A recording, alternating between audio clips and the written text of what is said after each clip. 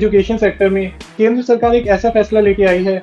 जिधर बात करें इन गाइडलाइंस की, तो इन गाइडलाइंस के अनुसार जो सबसे ज्यादा परेशान करने वाला रूल है वो ये है कि अब कोई भी बच्चा 16 साल की उम्र से कम ना तो कोचिंग सेंटर में जा सकता है और ना ही पेरेंट्स उसको भेज सकते हैं।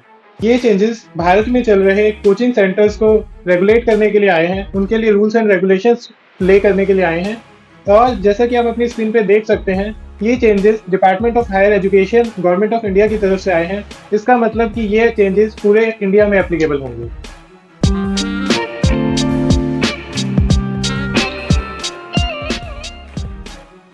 तो शुरुआत करते हैं कि इन गाइडलाइंस की ज़रूरत क्या थी।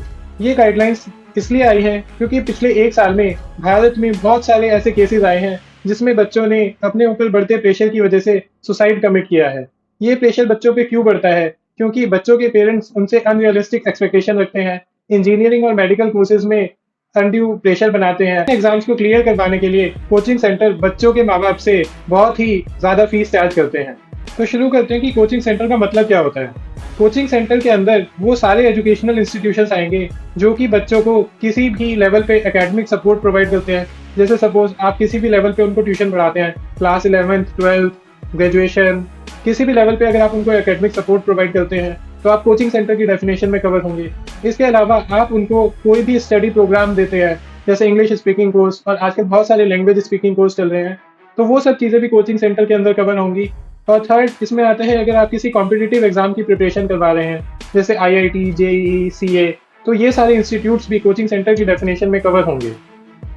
लेकिन इसमें एक सवाल आता है, क्या जो घर में बैठ के 4-5 बच्चों को ट्यूशन पढ़ा रहे हैं वो लोग भी कोचिंग सेंटर की डेफिनेशन में कवर होंगे?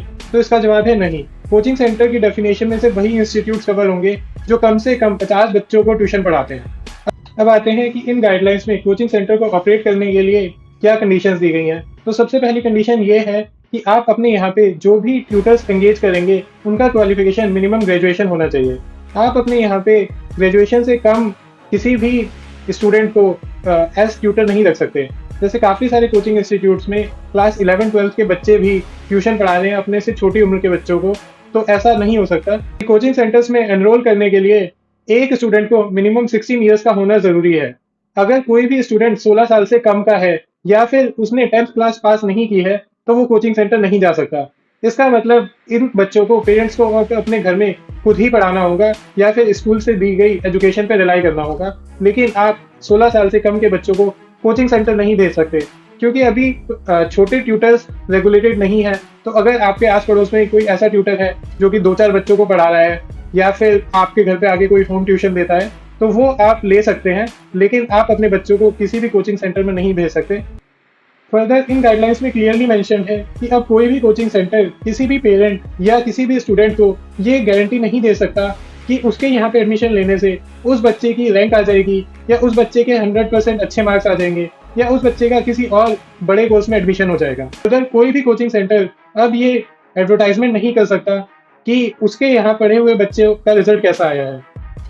जैसे अगर मैं बात करूँ CA कोर्स की, तो जब CA एग्जाम का रिजल्ट आता है तो जो भी CA के रैंक होल्डर्स होते हैं सारे कोचिंग इंस्टीट्यूट उनका फोटो अपने पैम्फलेट पे प्रिंट करवा देते हैं और लिखते हैं कि इस स्टूडेंट ने हमारे यहाँ से कोचिंग लिया है। फिर इन गाइडलाइंस में दिया गया है कि कोचिंग सेंटर मैक्सिमम फीस कितनी चार्ज कर सकते हैं, लेकिन मैक्सिमम फीस के लिए उन्होंने कोई अमाउंट मेंशन नहीं करी है। सिर्फ इतना लिखा है कि मैक्सिमम फीस जो है वो फेयर एंड रीजनेबल होनी चाहिए। दूसरा, इन गाइडलाइंस में लिखा गया है अगर कोई कोचिंग इंस्टीट्यूट अपने यहाँ पे बच्चों से एडवांस फीस ले लेता है पूरे कोर्स की और कोई भी बच्चा बीच में कोर्स छोड़ के जाना चाहता है किसी भी रीजन की वजह से, तो कोचिंग सेंटर को मैंडेटरीली उसको प्रो राटा बेसिस पे फीस रिफंड करनी होगी। अब बात करें कि कोचिंग सेंटर अपनी क्लासेस कैसे रन करेंगे, तो सबसे पहला रूल ये है कि आप अपने कोचिंग सेंटर की कोई भी क्लास का शेड्यूल इस तरह से नहीं रखेंगे कि बच्चों के स्कूल या उनके एकेडमिक आवर्स अफेक्ट हों। फर्दर आपको अपने कोचिंग सेंटर में बच्चों को वीकली ऑफ देना ज़रूरी है, सैटरडे और संडे का। तो 2 दिन का वीकली ऑफ आपको मैंडेटरीली बच्चों को भी ट्यूटर्स को भी दोनों को देना ज़रूरी है। थर्ड, इसके बाद आप वीकली ऑफ जब देंगे तो वीकली ऑफ के बाद आप अगले दिन कोई भी एग्ज़ाम या असेसमेंट या टेस्ट नहीं रख सकते। दिया गया है कि कोचिंग सेंटर अपने यहाँ लिए जाने वाले असेसमेंट टेस्ट का या फिर किसी भी एग्ज़ाम का रिजल्ट जो है वो पब्लिकली अनाउंस नहीं करेगा। So basically what you are saying is कि मैं 1 by 1 सबके रूम में जाऊं और कान में रिजल्ट बोलूं। You have come first.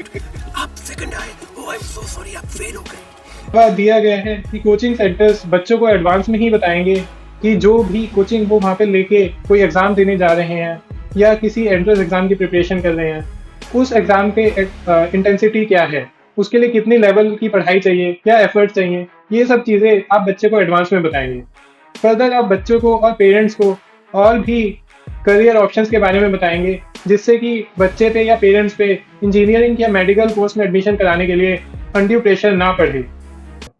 इसके अलावा कोचिंग सेंटर अगर और किसी भी गाइडलाइन का फॉलो नहीं करते हैं तो फर्स्ट इंस्टेंस में उनके ऊपर 25,000 का जुर्माना लगाया जा सकता है, सेकंड इंस्टेंस में उनके ऊपर 1 लाख का जुर्माना लगाया जा सकता है, और कोई कोचिंग इंस्टीट्यूट उसके बाद भी इनमें से कोई भी गाइडलाइन को फॉलो नहीं कर पाया तो उसके ऊपर उसका कोचिंग सेंटर का रजिस्ट्रेशन कैंसिल किया जा सकता है। तो इन सारी चीज़ों की पेनल्टी आप पे लगाई जा सकती है। तो आप कोई पेरेंट हैं या फिर आप कोई कोचिंग सेंटर है, आपके लिए ये गाइडलाइंस काफ़ी खतरनाक होने वाली हैं। तो अगर वीडियो अच्छा लगा हो तो इसको लाइक करें, चैनल को सब्सक्राइब करें, अपने फ्रेंड्स के साथ शेयर करें और कमेंट करके बताएं कि आपको सेंट्रल गवर्नमेंट की एजुकेशन पॉलिसी कैसी लगी। Thank you.